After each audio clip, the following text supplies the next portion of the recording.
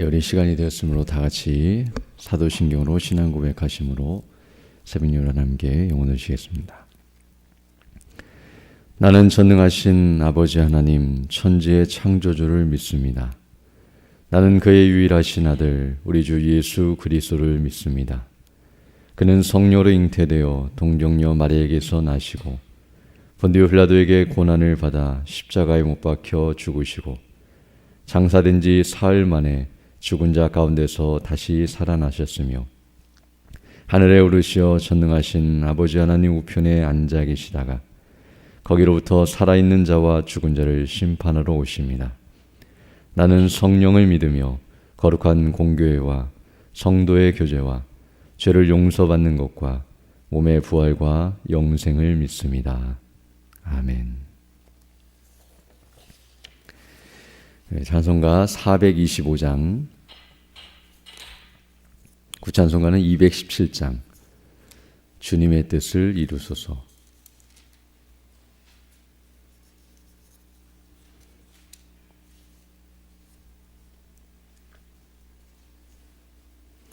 (425장) (217장) 함께 찬양되겠습니다. 주님의 뜻을 이루소서. 고요한 중에 기다리니 진흙과 같은 날 빚으사 주님의 형상 만드소서. 주님의 뜻을 이루소서. 주님 발 앞에 엎드리니 나의 맘속을 살피시사 눈보다 희게 하옵소서. 주님의 뜻을 이루소서. 병들어 몸이 피곤할 때 권능의 손을 내게 펴사 강건케 하여 주옵소서. 주님의 뜻을 이루소서. 온전히 나를 주장하사 주님과 함께 동행함을 만민이 알게 하옵소서.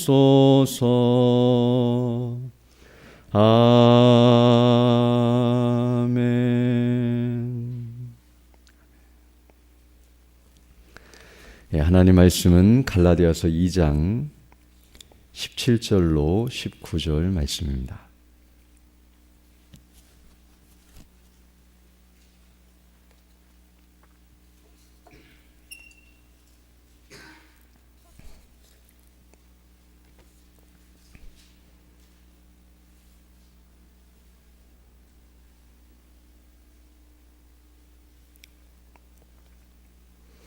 갈라디아서 2장 17절로 19절 말씀 제가 봉독해 드리겠습니다.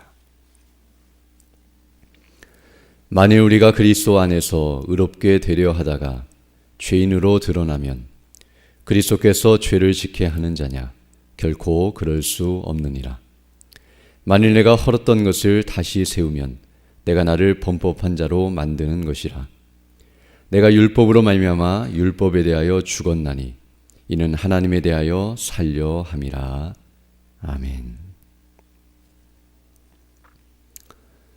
앞서 사도 바울은 사람이 의롭다함을 받고 그리고 구원을 받는 것은 율법의 행위가 아니라 예수님을 믿는 믿음으로 가능하다는 사실을 말씀해 준 바 있습니다. 즉 사람이 구원을 받기 위해서는 율법을 지키는 것, 율법을 지키는 행함으로 구원받는 것이 아니라 오직 예수 그리스도를 믿는 믿음으로만 구원을 받는다는 것이 바로 복음의 내용이고 핵심이었습니다. 그래서 이것을 계속 강조한 바 있는데요. 이렇게 말한 이유는 앞에서 살펴본 것처럼 유대인들이 자신들이 율법을 지킴으로 그 행함으로 구원을 받으려고 하거나 구원받았다고 생각하고 있었기 때문이었으며, 또 다른 복음을 증거하는 자들이 바로 율법의 행위, 율법을 지켜야만 구원을 받는다라고 주장하고 있었기 때문이었습니다. 그래서 우리가 분명히 알아야 할 것은 율법의 행위, 곧 율법을 지키는 행함으로는 사람이 구원을 받을 수 없다는 사실, 즉 그것을 전부로 여기거나 일부만 말해도, 즉 율법을 다 지켜야 율법을 지키는 것으로만 구원을 받는다고 말해도 잘못된 것이지만, 일부만 말해도, 즉 예수님을 믿는 것과 함께 율법도 지켜야 한다고 말하는 것도 잘못된 것이라는 것을 말씀해주고 있습니다. 즉 다른 말로 표현하면 믿음 플러스 행함, 즉 믿음의 행함을 조금이라도 붙이게 되면 그것은 다른 복음이 되고, 그렇게 되면 멸망에 이르게 된다는 것을 분명하게 말해주면서 참된 복음은 바로 예수님을 믿는 믿음만으로 구원을 받는다고 말하는 것이 진정한 복음임을 우리에게 분명하게 가르쳐주고 있습니다. 그런데 이 말씀을 듣게 되면 사람의 마음속에, 또 잘못된 생각을 가진 사람들의 마음속에 이런 의문이 들 수 있는데요. 사람이 구원을 받기 전에는 방금 말한 것처럼 행함이 아니라, 율법을 지키는 것이 아니라 믿음으로만 가능하다고 말하는 것이 옳아 보이지만, 그러나 구원받은 이후에는 믿음만이 아니라 행함도 필요한 것이 아닌가라는 생각이 들 수 있습니다.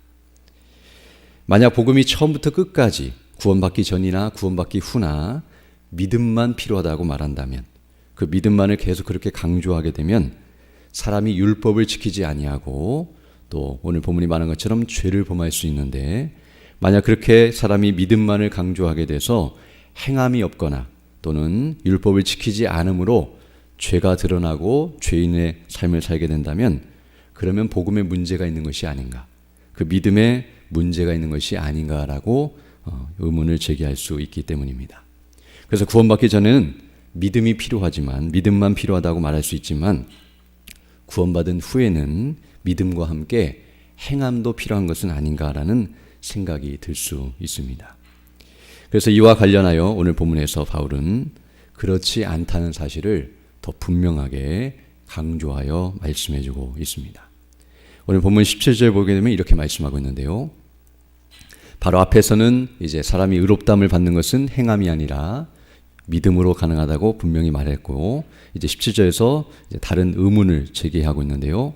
만일 우리가 그리스도 안에서 의롭게 되려 하다가, 이 말은 앞에서 말한 것처럼 예수님을 믿음으로 말미암아 의롭다함을 받고 구원을 받았다고 한다면, 이렇게 구원을 받고 그대로 있으려고 한다고 할 때에, 그렇게 하다가 죄인으로 드러나면, 율법을 행하지 않음으로 말미암아 죄 가운데 거하거나 또 죄를 범하게 된다고 한다면, 그렇게 된다면 그리스도께서 죄를 지게 하는 자냐, 즉 예수님을 믿는 믿음이 우리로 하여금 죄를 지게 만들거나 그렇게 복음이 우리를 죄지게 만드는 대로 나아가도록 이끄는, 다른 말로 표현하면 복음에 문제가 있거나 믿음에 문제가 있는 것이냐라고 물으면서 결코 그럴 수 없느니라라고 분명하게 말씀해주고 있습니다. 지금 오늘 본문에서 이 말씀은 정말 예수님을 믿고 구원받은 사람이 어떤 의미에서는 율법을 지키지 못함으로 죄를 범하여 죄인 취급을 받고 이렇게 죄 가운데 있다 할지라도 믿음이나 구원에 있어서 문제가 있거나 문제가 생기는 것이 아니라는 사실을 분명하게 말씀해주고 있습니다.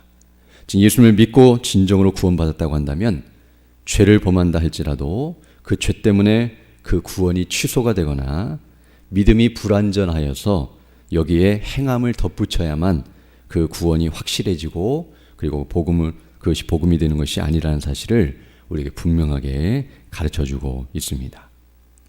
만약 구원받기 전에는 믿음만으로 구원받고 그리고 구원받은 이후에는 여전히 행함이 필요하다라고 말한다면, 그리고 그 행함은 앞에서 말했던 그 구원을 유지하거나 끝까지 구원받기 위해서, 취소받지 않기 위해서 믿음에다가 행함이 필요하고 믿음이 부족하기 때문에 거기에다가 행함을 덧붙여야 한다고 말한다고 한다면 그것도 다른 복음이라는 것을 분명하게 말해주고 있습니다.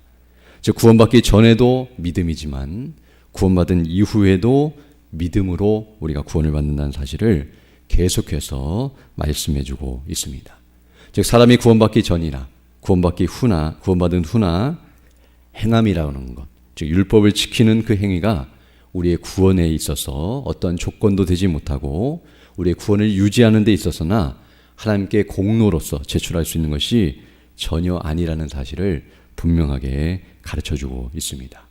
그러면 어떤 면에 있어서든지 행함을 강조하게 되면, 즉 율법을 지키는 것을 강조하게 되면 바로 이단이 되고 멸망에 이르며 다른 복음이 된다는 사실을 분명하게 말해주고 있습니다.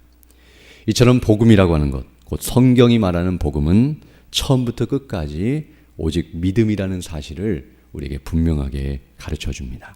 그래서 오늘 본문 18절에서도 한 번 더 강조하여 말해주고 있는데요.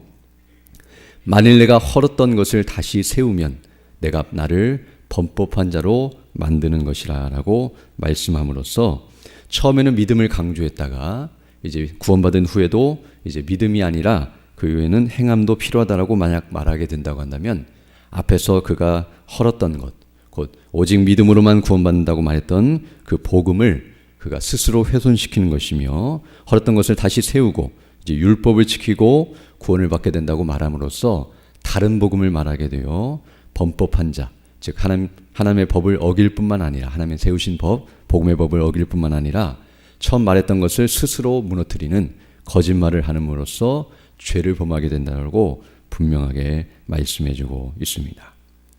그러므로 이 말씀을 우리가 잘 기억해야 하는데요. 바로 예수를 믿는 믿음으로만 사람이 의롭다함을 받고 구원을 받는다는 것, 이것이 바로 참된 복음이라는 것을 먼저 기억해야 하고요. 그 이유가 무엇인지는 이제 그 뒤에 가서 이제 앞으로 계속 갈라디아서에서 설명하고 있기 때문에 그 부분을 우리가 이제 앞으로 계속 살펴보도록 하겠습니다.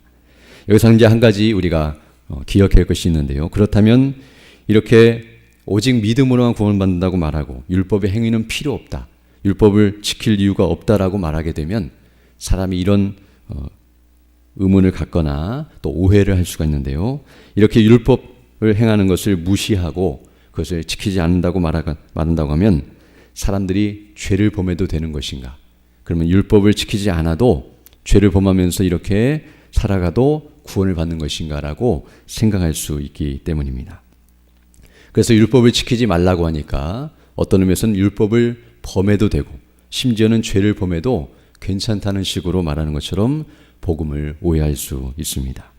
그러나 여기서 우리가 분명히 알아야 할 것은 사도 바울이 율법을 지키지 말라고 하는 것, 율법의 행위가 필요 없다고 말하는 것은 앞으로 율법을 지킬 필요도 없고 죄를 범해도 된다는 말을 하고 있는 것이 아니라 바로 우리가 의롭다함을 받는 일에 있어서 구원을 받는 데 있어서 율법의 행위가 필요 없다는 말을 하는 것이지 그 율법의 행위 자체가 전혀 필요 없다는 말을 하고 있는 것이 아니라는 것을 알아야 합니다.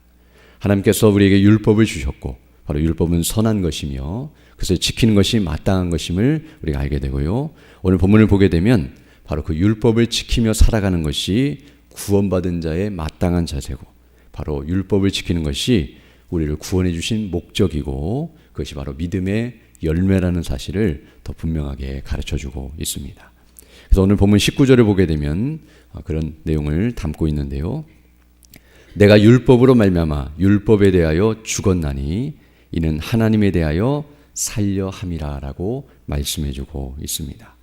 율법으로 말미암아 율법에 대하여 죽었다는 말은 죽는다는 말은 분리되거나 상관없다는 표현인데요.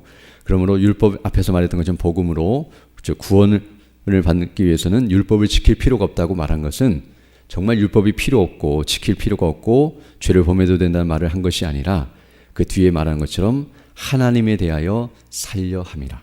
즉 하나님께 대하여 산다는 표현은 하나님을 위하여 산다는 표현도 되고 하나님 앞에서 산다는 의미도 되는데요.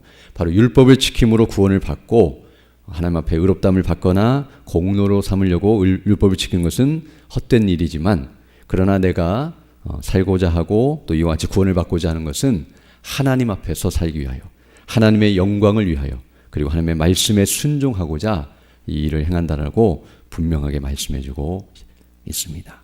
즉 어떤 의미에서 사람이 구원을 받는다는 것은, 또 하나님께서 우리를 구원해 주시는 것은 하나님 앞에서 살게 하심, 하나님과 교제하며 영생을 누리며 그 말씀에 순종하며 살도록 하시기 위함이며, 어떤 의미에서 바울이 율법을 지키지 않아도 된다고 말했던 것은 정말 그 율법을 지키지 않으려고 했던 마음이 아니라 구원의 조건으로서가 아니라는 사실을 분명하게 말해주며, 오히려 자신은 하나님에 대하여 살고자 하는 마음, 즉 하나님을 위하여 살고 그 말씀에 순종하며 살고자 하는 마음이 있다는 사실을 분명하게 말해주고 있고요.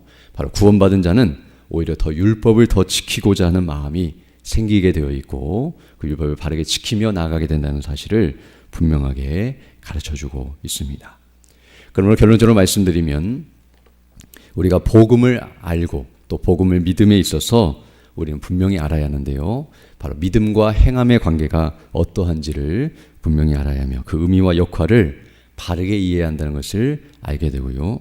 더 나아가서 사람이 복음을 제대로 알게 되고 바르게 믿게 되면 행하지 않거나 율법을 범하는 대로 가는 것이 아니라 오히려 율법을 더 바르게 행하되 그 정신과 의미를 알고 하나님께서 구원해 주신 은혜와 그 영광을 생각하면서 더 바르게 율법을 지키고 자발적으로, 의무감이 아니라 또 억지로나 공로로 삼으려고 하는 것이 아니라 그 은혜에 보답하는 마음으로 더 하나님의 마음을 기쁘시게 하고 영화롭게 하며 또 하나님을 사랑함으로, 우리 주님을 사랑함으로 그 율법을 기쁨으로 지키게 된다는 사실을 우리에게 분명하게 가르쳐주고 있습니다. 그러므로 사람이 복음을 제대로 알 때만 어떤 의미에서는 참되게 그리고 바른 모습으로 살게 되고, 그 복음을 이와 같이 잘못되이 다른 복음을 증거하는 자들과 같은 식으로, 또 유대인들과 같은 식으로 알게 되면 마치 그것이 족쇄와 같아서 율법을 지키는 것이 의무감으로 그리고 마지못해 지키게 되고, 그리고 형식적으로 외식적으로 지키게 되어서 오히려 그것이 더 그 사람을 망치게 되고 또 다른 사람들에게 덕이 되지 못하며 또 궁극적으로 구원받지 못하는 어리석은 대로 나가게 되는 것을 기억하면서 복음이 무엇인지를 더 밝게 깨닫고 그 은혜 안에 견고하게 서서 하나님이 기뻐하시는 믿음의 삶을 살아감으로 하나님께 영광을 돌리며 또 많은 이들에게 그리스도의 복음의 영광을 증거하고 그들을 그리스도께로 바르게 인도하는 그런 믿음의 삶들이 되어야 할 줄로 믿습니다. 오늘 또 이런 은혜를 달라고 간구하시며 또 그런 믿음으로 살아가는 복된 하나님 되기를 간절히 소망합니다. 함께 기도드리겠습니다. 거룩하시고 자비로우신 아버지 하나님, 감사를 드립니다. 지난 밤에도 우리에게 은혜를 더해 주시고 또 이렇게 다시금 새날 새 아침을 시작하며 주의 말씀을 통하여 주의 뜻이 무엇인지를 분별하고 복음의 은혜와 그 영광이 무엇인지를 다시 한번 주목하며 그 은혜를 따라 살아갈 수 있는 복된 하나를 우리에게 허락해 주심을 감사드립니다. 우리에게 주신 그 복음의 영광을 날마다 기억하고 그 은혜에 감사드리며 주의 뜻에 온전히 순종하고 복종하여 주의 이름을 높이는 대로 나아갈 수 있도록 인도하여 주시고 또 이 복음을 알지 못하는 수많은 영혼들에게 담대하게 복음을 증거하며 그들을 그리스도께로 바르게 이끄는 그런 믿음의 일꾼들로 서나갈 수 있도록 은혜의 은혜를 더하여 주옵소서.